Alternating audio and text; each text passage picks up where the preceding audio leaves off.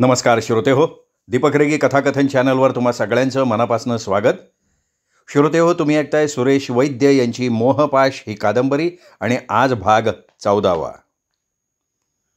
कुणाल आणि सुचित्राचा विवाह नोंदणी पद्धतीनं पार पडला.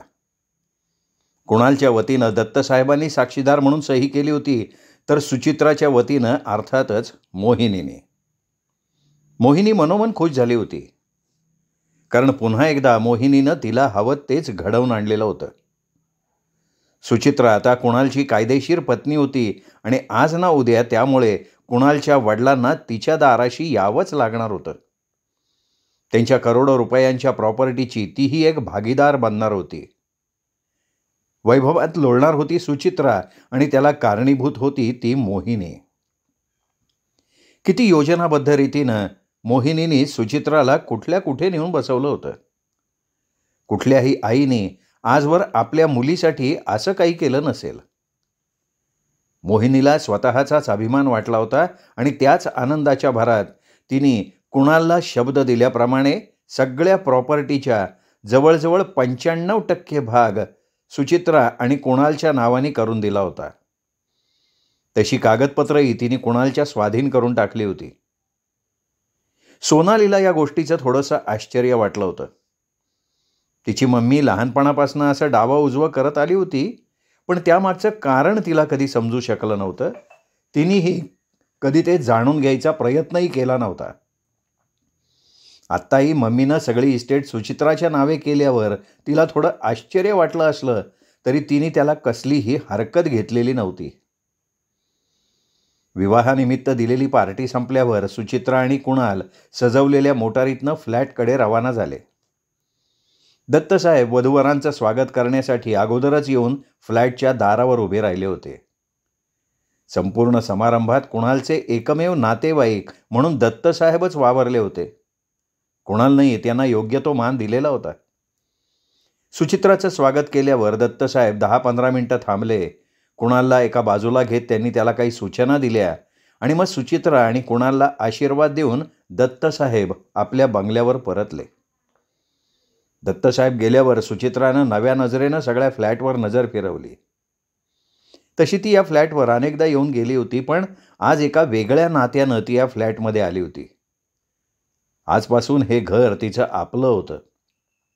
तिचं भावी आयुष्य आता याच घराशी जोडलं गेलं होतं. बस ना. कुणालनं हलकेच तिचा हात धरून तिला समोरच्या कोचावर बसवलं. ती लाजऱ्या नजरेनं त्याच्याकडे पाहत बसली. तुला कदाचित आठवत असेल सुची. तिच्याकडे एकटक नजरेनं बघत कुणाल म्हणाला, मी मागे एकदा तुला म्हणालो होतो, आपल्या विवाहाच्या पहिल्या रात्री मी तुला अशी एक भेट देईन जी करोडो रुपयांच्या प्रॉपर्टीपेक्षाही जास्त किमती असेल आणि तीच भेट आज मी तुला देणार आहे. सुचित्रा काहीशा आश्चर्यानं कुणालच्या चेहऱ्याकडे पाहायला लागली. कुणाल उठला.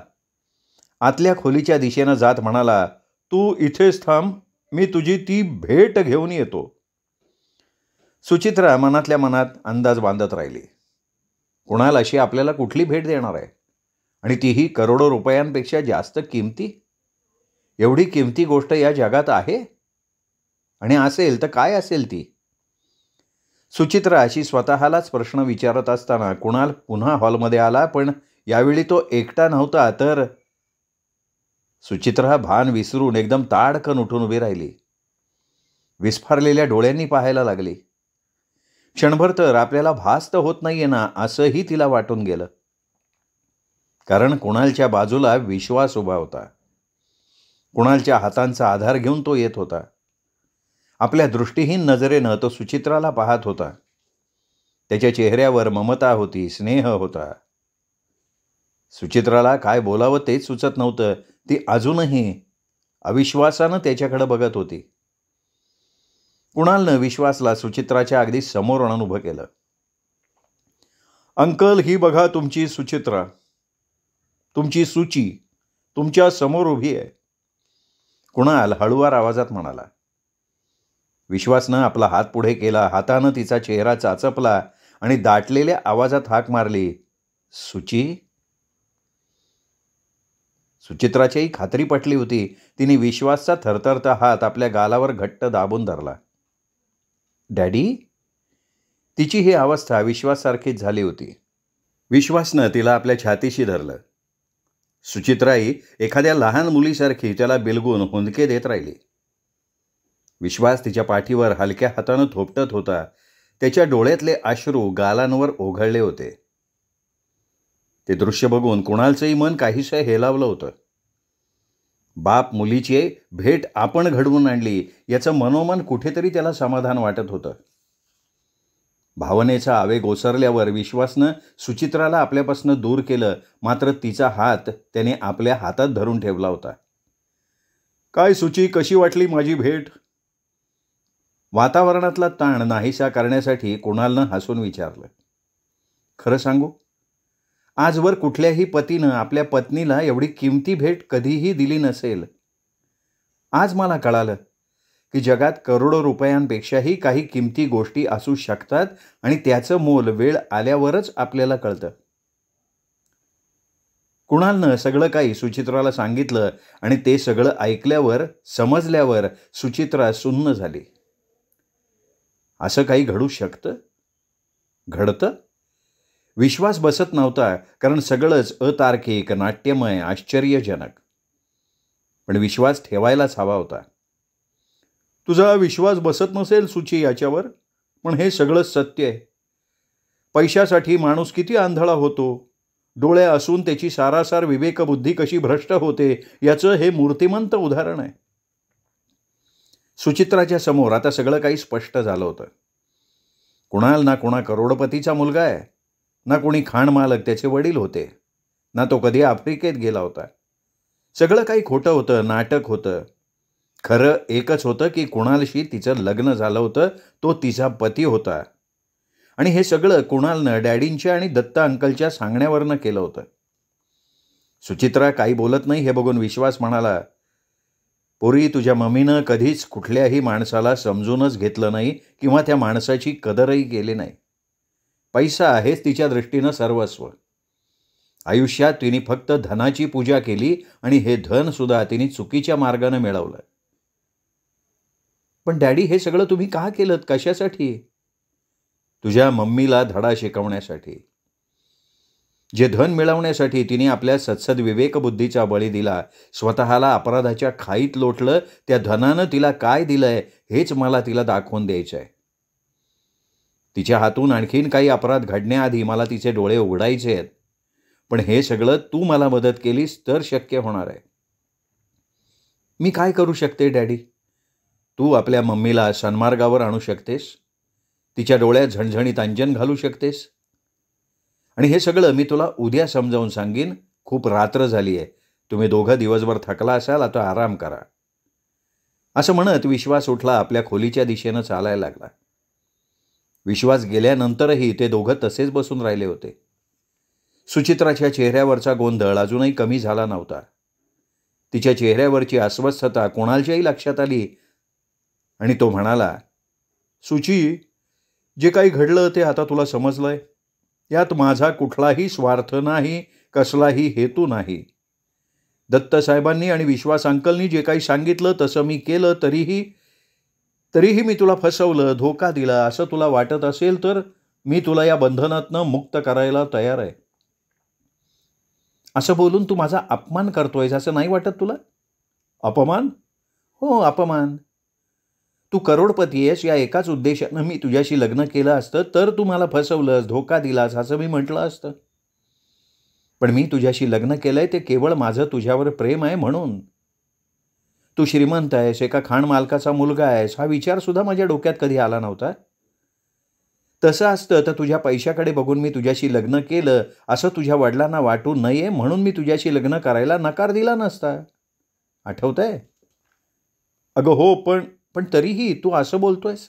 नाही, तसं नाही सुची, मला वाटलं तुला काय वाटतं ते मी समजू शकते. माझ्या एका शेवटच्या प्रश्नाचं उत्तर दे, मग हा विषय आपण थांबवू.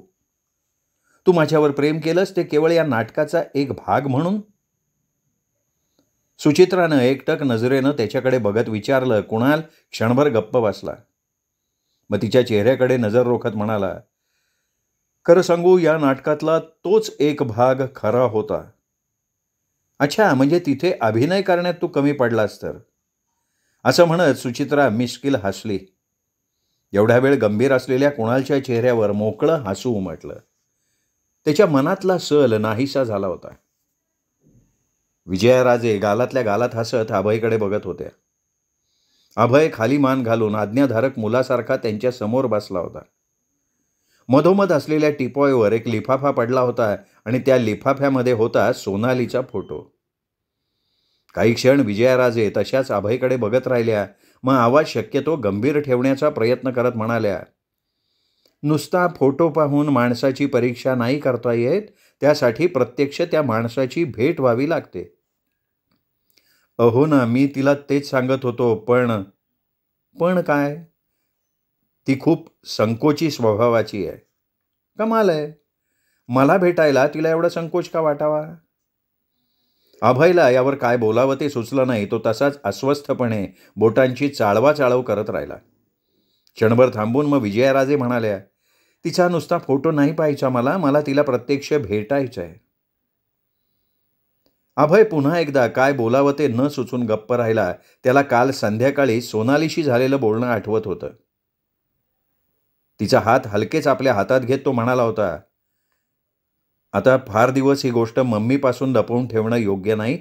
मला पटत नाही ते. आजवर कधीच कुठलीही गोष्ट मी त्यांच्यापासून लपवली नाही.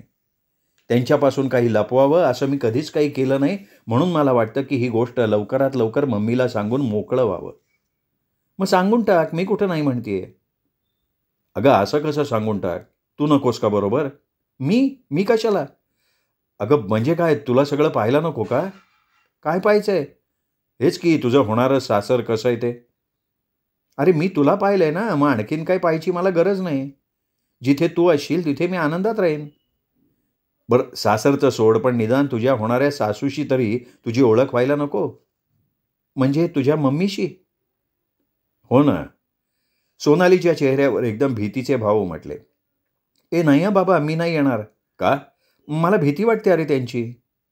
अगं भीती कसली? खूप छान आहे ती स्वभावानं. तशा चेहऱ्यावरनं त्या थोड्याशा करड्या शिस्तप्रिय वाटतात, पण ते फक्त कामाच्या वेळेला. मी सांगतो, तुला बघितलं ना तर त्यांना खूप आनंद होईल. नाही रे, पण नकोच. अजब आहे तुझं सगळं. यात काय अजब आहे? अजब नाही तर काय? तू आपल्या होणाऱ्या सासूला भेटायला घाबरतेस, हे अजब नाही का वाटणार? नाही रे, त्यांच्या समोर यायची माझ्या मनाची तयारी नाही ना होत. अभयनेही मग तिला जास्त आग्रह केला नव्हता आणि म्हणाला, ठीक आहे, मीच बोलतो मम्मीशी. आणि मग आज त्यांनी विजयाराजेंसमोर सोनालीचा विषय काढला. सुरुवातीला तो सोनालीबद्दल इकडचं तिकडचं बोलत राहिला. मग त्यांनी तिच्या राहण्या वागण्याचं कौतुक केलं. मग तिचा स्वभाव कसा साधा सरळ आहे ते सांगितलं. पण सोनालीवर त्याचं प्रेम आहे हे स्पष्टपणे सांगायचं धाडस मात्र त्याला झालेलं नव्हतं. तो बोलत असताना विजयाराजे शांतपणे त्याचं बोलणं ऐकत होत्या, मनाशी विचार करत होत्या. याआधी अभयनं कधीही कुठल्याही मुलीचा विषय त्यांच्यासमोर काढला नव्हता. अभय बोलायचं थांबताच त्यांनी सरळ त्याला विचारलं, याचा अर्थ ती मुलगी तुला पसंत आहे असाच ना? अरे तू नुसतं तिचं वर्णन करतोयस, तिला दाखवलं मात्र नाहीस मला आणून. कशी आहे ती? आणि मग पडत्या फळाची आज्ञा मानून अभयनं लगेच आपल्या खोलीतनं सोनालीचा फोटो आणला, त्यांच्या हातात दिला. विजयाराजेंनी अभयनं दिलेला तो फोटोवाला लिफाफा तसाच हातात धरून ठेवला आणि काही न बोलता त्या अभयकडे बघत राहिल्या. त्यांच्या तशा बघण्यानं अभय काहीसा अस्वस्थ झाला. हे काय आहे? शेवटी विजयाराजेंनी हातातला लिफाफा त्याच्यासमोर नाचवत विचारलं, ह्यात तिचा फोटो आहे. त्यांनी काय होणार आहे? नाही, मला वाटलं तिचा फोटो तुम्हाला. तेच म्हणते रे मी. असं म्हणत त्यांनी तिला प्रत्यक्ष भेटायची इच्छा व्यक्त केली. यावेळी कुठे असेल ती? घरीच असेल. मग फोन कर ना तिला. पण ती इथे यायला तयार नाही होणार मम्मी. का? इथे कोणी वाघसिंह राहतात?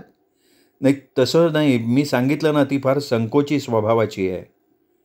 ठीक आहे, पण मग अशा संकोची स्वभावाच्या मुलीला सून करून घेण्यात काय अर्थ आहे? असं म्हणत विजयाराजे एकदम उठल्या. मम्मी, हे बघ, या विषयावर आत्ता माझ्याशी काहीही बोलू नकोस. विजयाराजे जाणीवपूर्वक गंभीर आवाजात म्हणाले आणि निघूनही गेल्या. अभय मनातनं अस्वस्थ झाला. शेवटी त्याच तिरीमिरीत त्यांनी सोनालीला फोन केला. हे बघ, तू कसंही कर, पण थोड्या वेळासाठी का होईना आमच्या बंगल्यावर ये. मम्मीला तुला प्रत्यक्ष भेटायचं आहे. अभय, मला त्यांच्यासमोर यायची भीती वाटते रे. अगं मम्मी काय कोणी वाघसिंह आहे का भीती वाटायला? कमाल करतेस. ते काही नाही, तू ताबडतोब ये. अरे पण पण बिण काही नाही, मी तुझी वाट बघतोय. असं म्हणत सोनाली काही बोलण्याची वाट न बघता अभयनं रिसिव्हर खाली ठेवला होता. मोहिनी चांगलीच भडकली होती. क्षणभर तर तिचा विश्वासच बसला नव्हता. अविश्वासानं आणि चकित नजरेनं ती त्या शिपायाकडे बघतच राहिली होती. तो शिपाई आपली चेष्टा तर करत नाही, पण आपली चेष्टा आणि हा मामुली शिपाई. कालपर्यंत आपण येताच तत्परतेनं उठून सलाम ठोकणारा आणि मोठ्या अदबीनं ऑफिसचं दार उघडून धरणारा हा शिपाई आपली चेष्टा करेलच कशी? नाही, आपणच काहीतरी चुकीचं ऐकलेलं असावं. मोहिनीने एक नजर समोरच्या दरवाजाकडे टाकली. वरचा लाल दिवा जळत होता. याचा अर्थ कुणाल आत कसल्या तरी महत्त्वाच्या कामात मग्न होता. महत्त्वाच्या कामात असताना कुणीही येऊन डिस्टर्ब करू नये म्हणून ही लाल दिव्याची व्यवस्था तिनेच अंमलात आणलेली होती. पण ती काही कुणीही नव्हती. तो कामात कितीही मग्न असला तरी ती केव्हाही आत जाऊ शकत होती, कारण हा कारखाना तिचा होता. हा सगळा उद्योग व्यवसाय तिने उभा केला होता. हे ऑफिस तिने खास स्वतःसाठी बनवून घेतलं होतं. आता हे सगळं तिने लग्नात कुणालच्या नावे लिहून दिलं होतं म्हणून काय झालं? त्याने असा काय फरक पडला होता? शेवटी ती कुणालची सासू होती, त्याच्या बायकोची आई. तिला असं अडवण्याचा कुणाला काय अधिकार? शिपाई चुपचाप खाली मान घालून उभा होता. छे, हा बिचारा तर आपल्या नजरेलाही नजर देत नाहीये. आपलीच काहीतरी ऐकण्यात चूक झाली. मोहिनीने दरवाजा उघडण्यासाठी हात पुढे केला तसा शिपाई तिला आडवत अदबीनं म्हणाला, मॅडम माफ करा, साहेबांचा सक्त हुकूम आहे, कोणालाही आत सोडायचं नाही. मला सुद्धा? मोहिनीचा आवाज चढला होता. मॅडम, कोणालाही सोडायचं नाही असा हुकूम आहे मला. तुम्ही थोडा वेळ थांबा, मी साहेबांना विचारून येतो ना. मोहिनीच्या अंगाचा भडका उडाला. चेहरा संतापानं लालबुंद झाला. तिचं सगळं शरीर संतापानं थरथरायला लागलं. या नोकराची ही हिंमत? मला थांबायला सांगतोय? माझ्याच ऑफिसमध्ये मलाच अडकाठी करतोय? संतापानं मोहिनीचा तोल सुटला. कसलाही मागचा पुढचा विचार न करता तिने खाडकन शिपायाच्या तोंडात मारली. मूर्ख, बेअक्कल, मला अडवतोयस? तुझ्या साहेबांनी इतरांसाठी तो हुकूम दिला असेल, माझ्यासाठी नाही, एवढी अक्कल वापरता येत नाही तुला? आणि शिपाई काही बोलायच्या, स्वतःला सावरायच्या आत मोहिनी धाडकन दरवाजा उघडून आत शिरली. कुणालच्या समोर जाऊन उभी राहिली. तिचं शरीर अजूनही संतापानं थरथरत होतं. दरवाजाचा आवाज होताच कुणालनं समोरच्या फायलीतनं मान वर करून बघितलं. तुम्ही? हो, मीच. मोहिनी जळजळीत नजरेनं त्याच्याकडे बघत म्हणाली, ऑफिसचा चार्ज घेताच तू सगळ्या स्टाफला मॅनरलेस बनवलंयस का काय? आज त्या दीड दमडीच्या शिपायानं मला अडवायची हिंमत केली. मम्मी, मीच त्याला सांगितलं होतं, त्यात त्याचा काय दोष आहे? मलाही अडवायला सांगितलं? हो, ऑफकोर्स. सगळ्यांसाठी एकच नियम लावतो मी. डिसिप्लिन म्हणजे डिसिप्लिन, काहीतरी शिस्त पाहिजेच ना. कुणाल खुर्चीवर रेलून टेबलावरचा पेपरवेट गोल गोल फिरवत रुबाबदार आवाजात म्हणाला, शिस्त? माय फूट? अरे शिस्तीचं कोणाला सांगतोयस तू? अर्थात तुम्हाला. कुणालच्या त्या शांतपणानं मोहिनी आणखीन खवळली. तू शुद्धीवर आहेस ना? अगदी पूर्ण. पण मला वाटतं तुम्ही काहीतरी नशा वगैरे करून आलेले आहात. Shut up, you shut up. तुझी ही हिंमत? तू मला शटअप म्हणतोयस? मोहिनी जेवढी संतापली होती त्याहीपेक्षा जास्त कुणालमधला बदल बघून भांबावली होती ती. हो, तुम्हालाच म्हणतोय मी शटअप, कारण तुम्हाला तीच भाषा समजते. आणि माझ्याशी जरा सभ्य भाषेत बोलत जा. हे ऑफिस आहे आणि मी इथे मालक आहे, हे विसरू नका. कुणाल, मोहिनीचा आवाज आता पार टिपेला पोचला. आवाज खाली. या ऑफिसात जे नियम सगळ्यांसाठी आहेत तेच तुमच्यासाठी आहेत आणि त्याच नियमांप्रमाणे तुम्हाला इथे वागावं लागेल. आता तुम्ही जाऊ शकता. काही काम असेल तर सेक्रेटरीकडून पहिल्यांदा अपॉइंटमेंट घ्या, मग या. आणि मोहिनीकडे पूर्ण दुर्लक्ष करत कुणालनं पुन्हा समोरच्या फाईलमध्ये डोकं खुपसलं. मोहिनीला झाल्या प्रकारानं जबरदस्त धक्का बसला होता. एवढा अपमान उभ्या आयुष्यात तिचा कोणी केला नव्हता. संतापानं आपल्या मेंदूच्या चिंधड्या उडतील का काय असं तिला वाटत होतं. क्षणभर खाऊ का गिळू अशा नजरेने तिने कुणालकडे बघितलं. मग दाण दाण पाय आपटत ती ऑफिसमधनं बाहेर पडली. मोहिनी जाताच कुणालनं रिसिव्हर उचलला, नंबर डायल केला. पलीकडनं रिसिव्हर उचलला जाताच तो म्हणाला, हॅलो सुची. हां हो मी बोलते. हे बघ तुझी मम्मी आत्ताच इथनं गेली आहे. खूप भडकलेली आहे. कदाचित तुझ्याकडेच येईल. ठीक आहे येऊ देत. ती आली तर काय करायचं, तिच्याशी काय बोलायचं मला माहिती आहे. गुड. अंकल आहेत तिथे? नाही ते दत्ता अंकलकडे गेलेत. चला ते एक बरं झालं. ओके देन फोन ठेवतो. कुणालनं रिसिव्हर खाली ठेवला. त्याच्या ओठांवर हास्य उमटलं होतं. बेल वाजली. सुचित्रानं स्वतः दार उघडलं. संतापानं थरथरत मोहिनी दारात उभी होती. सुचित्रानं चेहऱ्यावर कसलाही भाव न दाखवता वाकून मोहिनीला नमस्कार केला. मोहिनी काही बोलली नाही कारण ती काही बोलायच्या अवस्थेत नव्हती.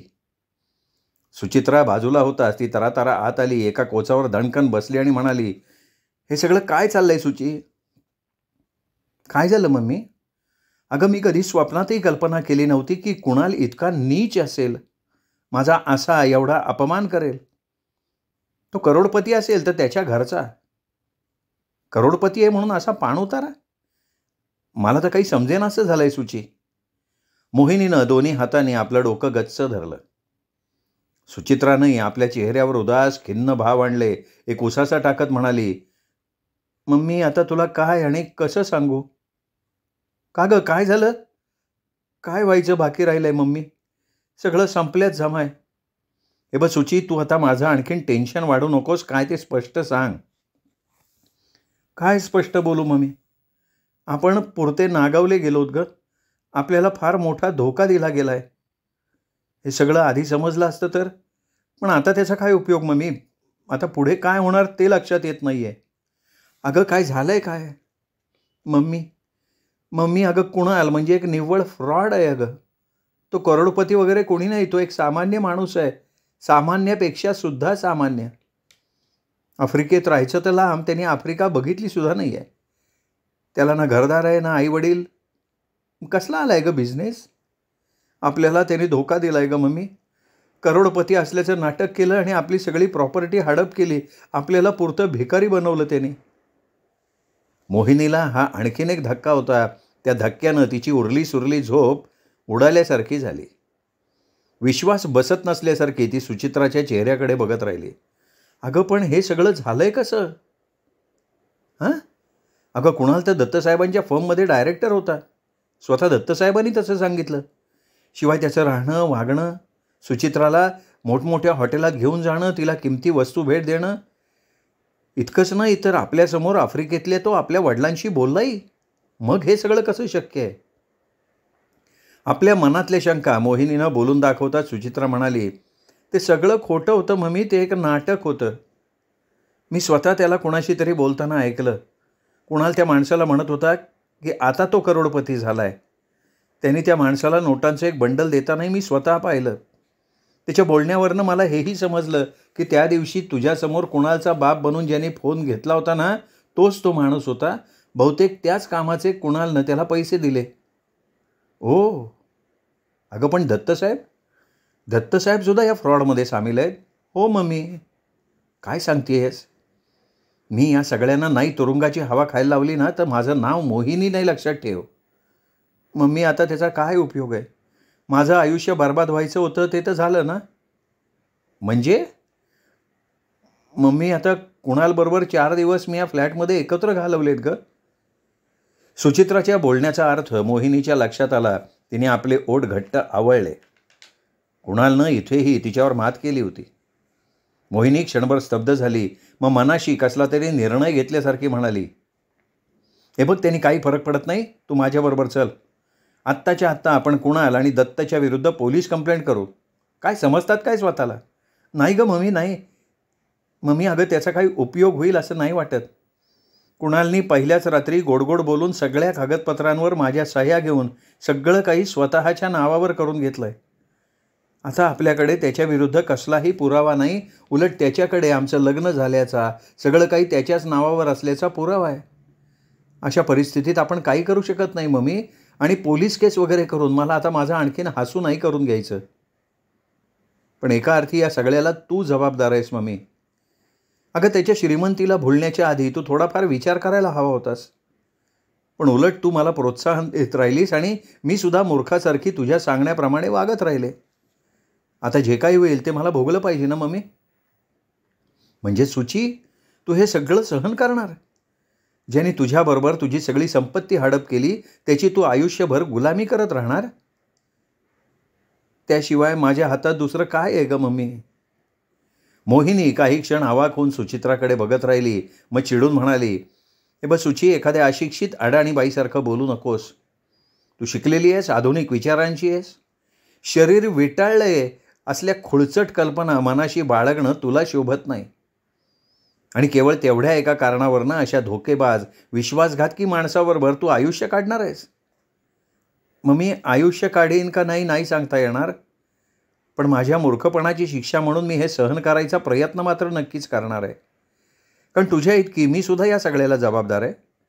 मलाही त्याच्या श्रीमंतीचा, तो देत असलेल्या भेटींचा, पार्ट्यांचा मोह पडला होताच की. त्याची किंमत मला चुकवावीच लागणार आहे. सुचित्राचं हे बोलणं मोहिनीला मनातनं मुळीच पटत नव्हतं. भावनेच्या आहारी जाऊन सुचित्रा स्वतःचं आयुष्य स्वतःच उद्ध्वस्त करतेय असं तिला वाटत होतं. पण सुचित्राला आणखीन काही समजावण्यात अर्थ नाही हेही तिला समजून चुकलं. ठीक आहे, तुला आपलं आयुष्य बर्बाद करायची एवढी हौसच असेल तर मी काय करणार? पण लक्षात ठेव, कुणालला मी तसा सोडणार नाही. त्यांनी माझा जो विश्वासघात केलाय त्याची शिक्षा मी त्याला नक्कीच देईन, त्याशिवाय माझ्या मनाला चैन नाही पडणार. बोलता बोलता मोहिनी उठली आणि सुचित्राचा निरोपही न घेता फणफणत बाहेर पडली. एकामागोमाग एक बसलेल्या धक्क्यांमुळे मोहिनी चांगली हादरली. तिची अवस्था वेड्यासारखी झाली. संतापाला आवर घालणं, मनावर संयम ठेवणं तिला अवघड झालं.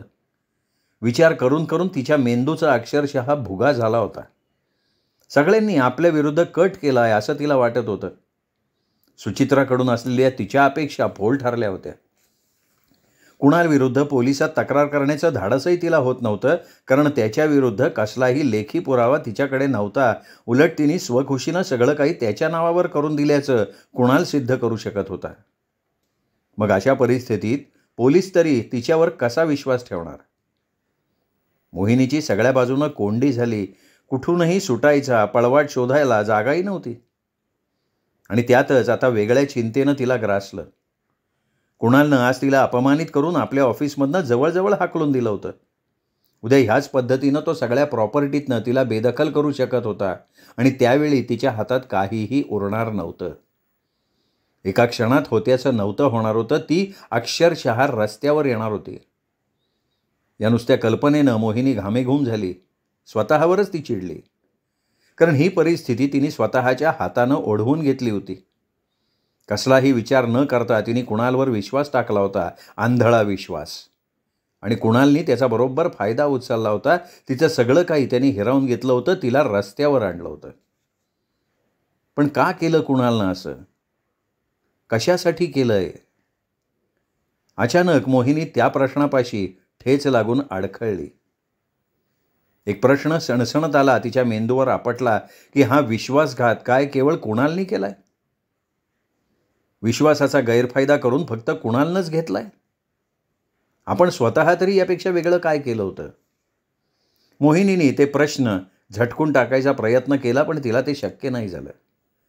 इतके दिवस मनाच्या तळाशी दाबून टाकलेली सत्सद्विवेक बुद्धी उसळी मारून वर आली. तिला जाब विचारावा तसं ती म्हणत होती की तिनेही तेच केलं जे कुणालनं केलं.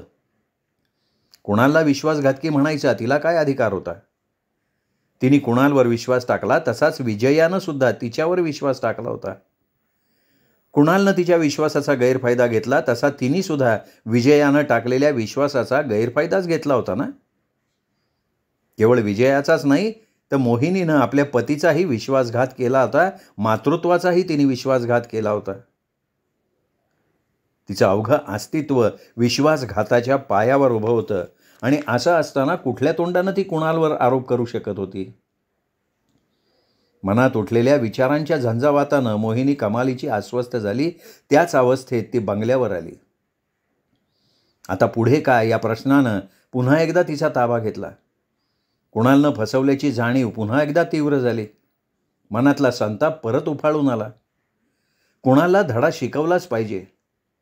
त्यांनी केवळ तिची संपत्ती नाही, तर जिच्यासाठी तिने हे सगळं केलं होतं त्या सुचित्रालाही तिच्यापासून हिरावून घेतलं होतं.